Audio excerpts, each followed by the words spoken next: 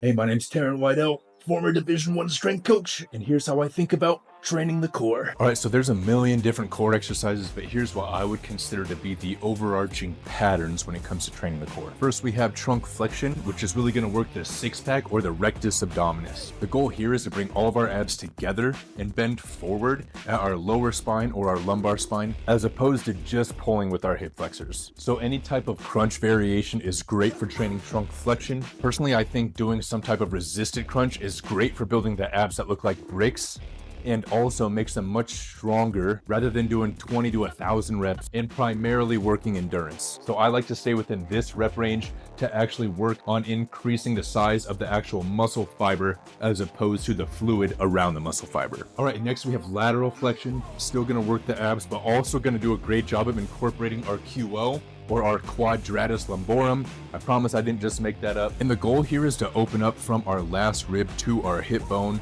So opening up this section, which is our QL right here. And any side bend variation or side crunch variation is great for training lateral flexion. So start light, work through a good range first, loosen them up, and then slowly start to add weight and progressively overload these like we would any other muscle. Tight or weak QLs also are a major contributor to low back pain and increasing the risk of injury to our low back. So train them, strengthen them, but also make sure that we're stretching them. And then lastly, we have trunk rotation, which is going to do a great job of working the obliques. And when it comes to trunk rotation, just make sure that we're not trying to rotate at our belly button or at our lower spine, right? We want to keep it in our upper spine, our T-spine, thoracic spine, which is made to rotate. And I also like to work towards doing a trunk rotation with rapid movements as well. Especially if we want to build rotational power, it's going to demand rapid movements through our trunk.